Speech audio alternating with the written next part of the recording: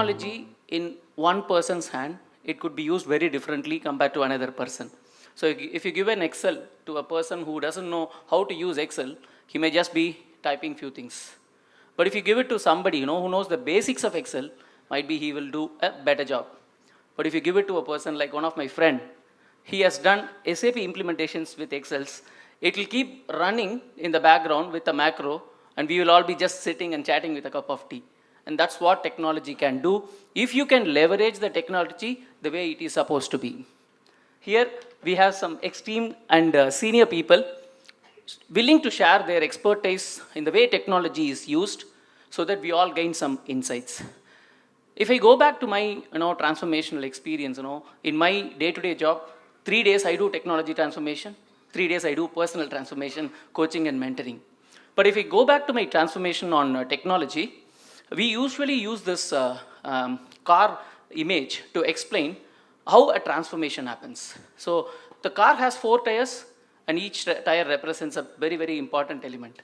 The first tire is the process, the business process, how well you have defined the process. The second is the people who are going to be using the process. Third is technology, which is a very, very, very, very important pillar. The last one is the senior management involvement, their support, guidelines and policy. This is how we generally visualize a transformation happening. So if at all you see some of the organization, we are going to see examples. These people have done transformation which are big enough, considering the kind of organizations they are in. This would need all the 4 tires to be operational. If you have seen anything is challenging in any business, one of the tires is not working properly. Okay. So with that, we will get into this session. I'll start with might be Vikas. Vikas is the secretary and correspondent for DAV group of schools. I think people in Chennai and Tamil Nadu doesn't know introduction of DAV group of schools. That's where the seed for many of our kids starts. And hearing from him, how the technology is going to be used.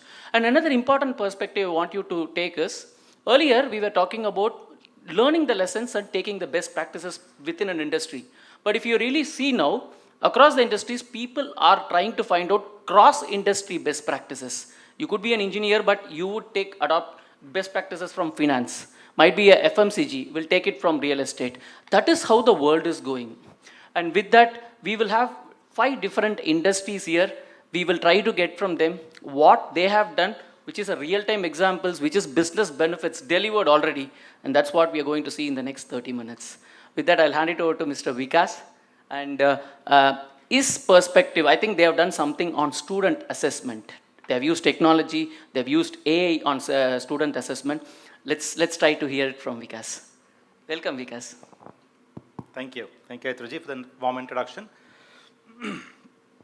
So first, talking about technology, I think at least in the education space, we need to understand as to what's the disadvantage of it, right? So ChatGPT, the previous session was very interesting, but what do you think is the key disadvantage from a child's perspective, student's perspective?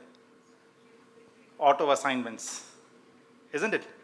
Right, so teacher comes on assignment and the child just goes back home and uses ChatGPT and comes up with a very nicely worded, right, essay. Big challenge, yeah? Because that's the stage of learning. So here we're all working professionals. So obviously the same tool, when it's in the hand of a child, when it's a learning space, I think it's a huge disadvantage from that limited perspective, right? If it's straight, simple, Control-C, Control-V, give ChatGPT the question. But overall, for sure, I think in the education space, moving on to the core advantage, I'll just talk about one, which I believe is very transformational, which is about your student assessment. And I'm not referring to the MCQs. That's something which I'm sure all of us know about. It can easily be done. But all assessments cannot be MCQ driven. So there are definitely subjective assessments. So what we're seeing in the last 1 or 2 years, couple of companies coming with a very interesting product, which is about you, for example, you give a social science question paper for say class 10, right? And you talk about different parts of Indian history or European history, and you have those questions. So child writes like a full 1-para answer. Now, as we all know, take like look at the board exam corrections, look at even during the school corrections, there could be definitely certain challenges with regard to the key points, the way it's corrected, where the marks are given, are the keywords there or not there. And this is where we see this very interesting product, wherein you can, there are organizations now who have done handwriting analysis, and they have like scanned n number of student handwritings. They're able to identify the pattern.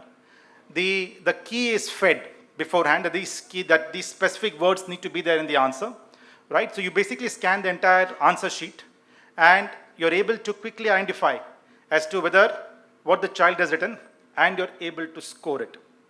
I think this is phenomenal, right? Because with this particular kind of a product, especially your class 10, your public exams, today a lot of public exams are primarily objective led because of this huge challenge as to who corrects them, and is there any kind of an ambiguity in correction. And but with this kind of a product, wherein all the subjective answers can be evaluated, right, in a very, very quick way with a lot of precision, I think it's going to be a great product going ahead. Even for like a UPSC exams, they have UPSC mains exams, which are again, all subjective, right? Once again, this can be greatly beneficial. So this is one very interesting application that we are seeing. Obviously, from a learning perspective, for sure, as Patabi sir also mentioned, from testing, you want to learn something, you can get MCQs, you can get question papers. I'm sure that's all possible. But assessment remains, but this aspect around doing handwriting analysis and being able to assess, I think is truly a transformational change that we can expect. Thank you, Vikas. In fact, the first question we intentionally didn't want to ask on finance, because it's important to set the mindset properly before we get into some other success stories around finance. So with that, I think we will move on to the next person, Mr. Karthikeyan. He's from L&T. L&T doesn't need an introduction again. It's one of the biggest Indian company. I think they are into everything. Any construction, you can see L&T's name. I remember meeting Mr. Anantha Sayana. He's retired now. He was CDO, Chief Digital Officer of L&T. We both were in a particular speaking session in Great Lakes. I was actually mind blown when he talked about the kind of projects they are enabling in L&T construction with technology. We are talking about places where humans cannot enter. Thermal projects, they are using technology to, for example, if you're getting into a tunnel, we're talking about Manjumal Boys, a small cave, they made a huge movie. But we are talking about places where human cannot easily enter. And they are doing projects there. And the kind of technology they have used is amazing. And hearing from L&T, a person who's involved in some finance transformation is going to be eye-opener for us. So with that, I'll hand it over to Mr. Karthikeyan. Thank you, Athreya. I'm almost 4 decades old as a professional, so that makes me a dinosaur in that sense. But it was heartening to know that artificial intelligence itself was sometime 1950s that it had come about. So I felt comfortable that artificial intelligence preceded my era at least. But see, what I have noticed in L&T, especially as Athreya had said, is that in the 80s and 90s, F&A led automation, led computerization, etc. And the rest of the functions were lagging behind in many ways. But I now see that with AI coming in, the other functions have, be it production, construction, whatever, the technical side, they have gone far ahead. And the finance has been relatively on the backstage still. So I think it's going to be that way, because if you see AI and various 6 branches as I see, the only 2 are probably most relevant to finance and accounting. One is the, I would say, the neural networks, and the other is the natural, language processing. These 2 probably together come up with the Gen AI. Just to give an idea what neural processing is, that today the best of the AI programs have about 16 million neurons, if I may put it that way, which is the brain of a frog. I'm told a human brain has 86 billion neurons. So we are infinitely more powerful, or our capacity of the brain is that much superior. So artificial intelligence is still something way behind what a human brain can do, but it tries to simulate closely what it can do. But as Athreya had said, in the construction we have with the Internet of Things, every asset of our 22,000 to 24,000 assets, they all have a sensor in some format or other, either to find their location, to see how much they are consuming of diesel, or what is their productivity is, what is their downtime is.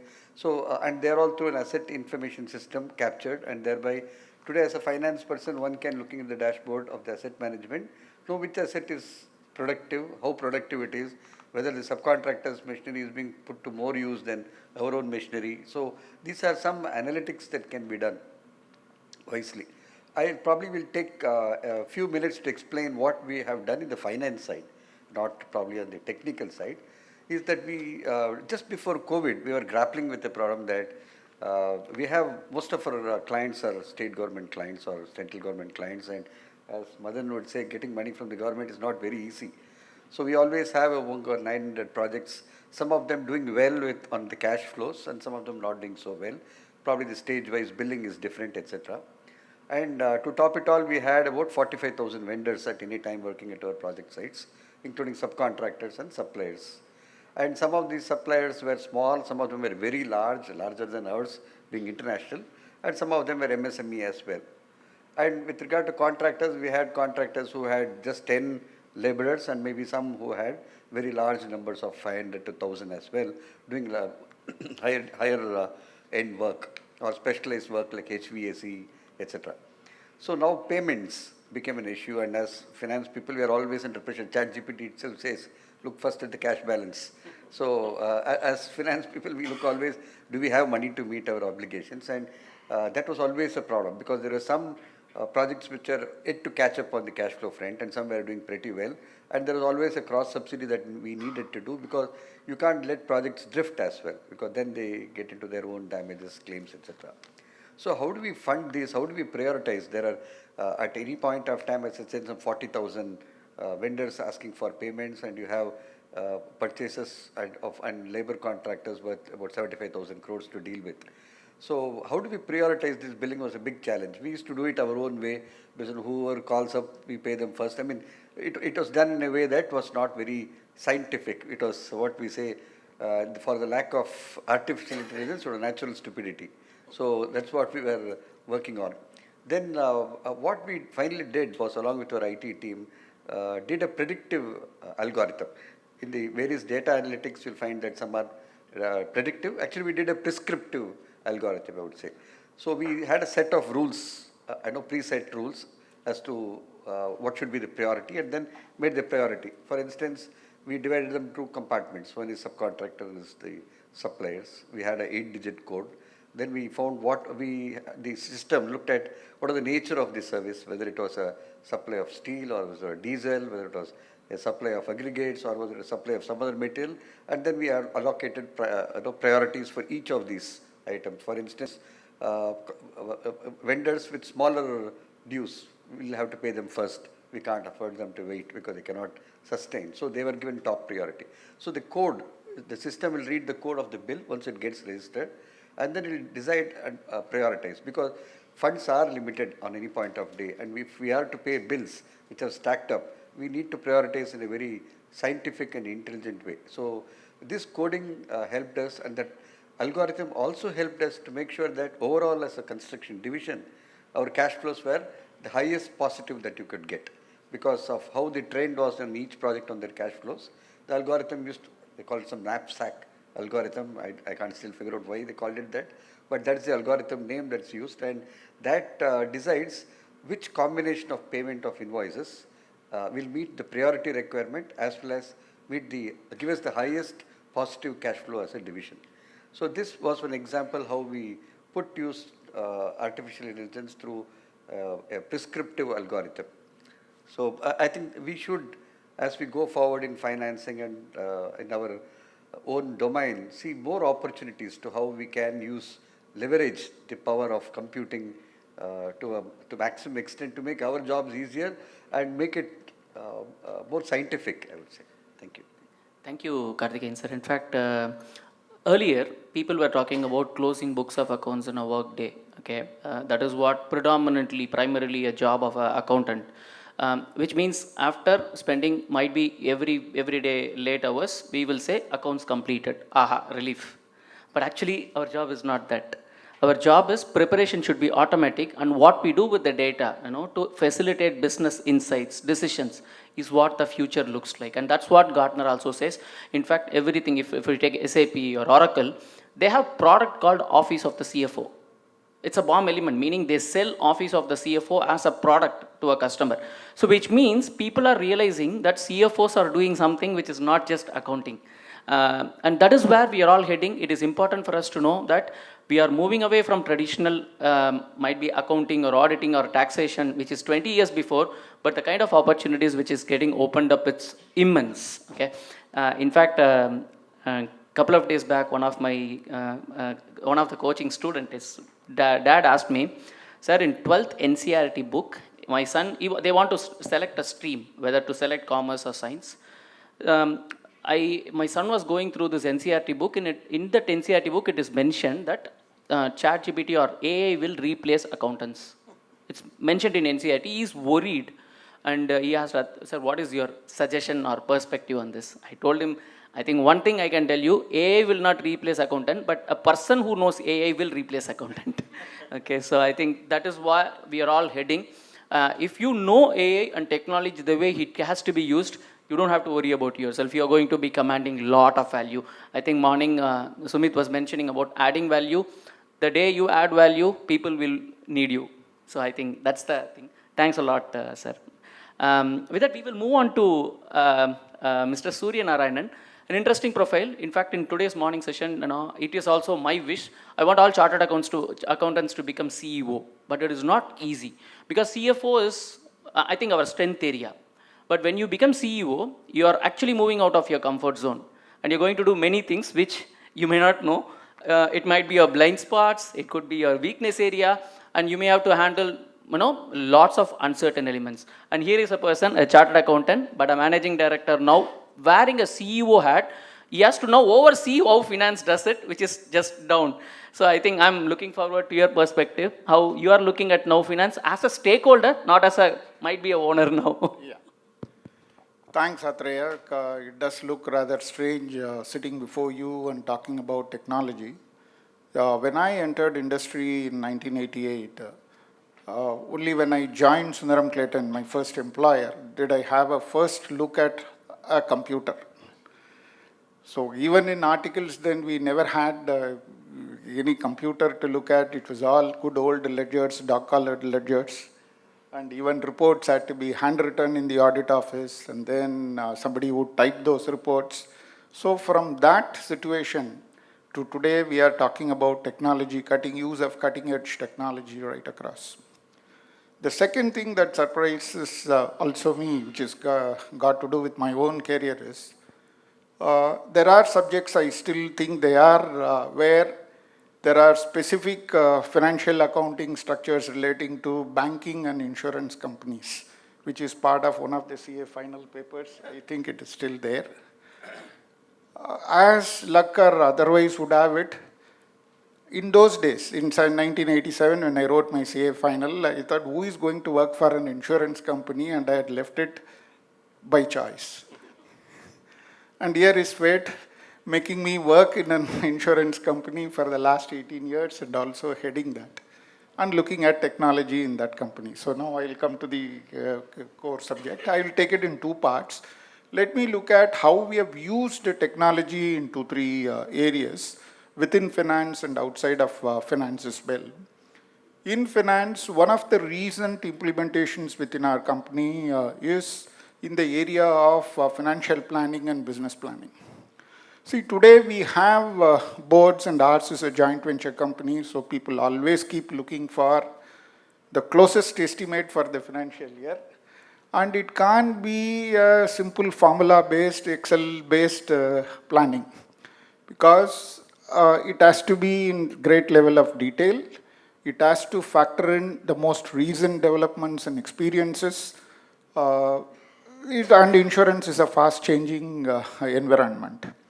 So it used to be a nightmare in getting all the salespeople, give their projections, make them understand what money is really made in those verticals, what the underwriting contribution is. Let me not get into any industry lingo. what contribution in that industry is. So what we did is now we implemented a financial planning software where it is quite possible for just 3 or 4 people to sit together and do a planning exercise for their respective verticals in so short a time. So today we can make any number of forecasts with any number of assumptions and with features which is even difficult in an Excel to do. For instance, to give you some idea, we operate as 10 verticals. We operate something like 60 products, and then across 20 lines of businesses, and each one of it with its own complication as to selling price, the cost by way of what we pay to the channels, what we pay by way of claims, and the operating expenses, the relevant manpower, the productivity, and all the attendant aspects.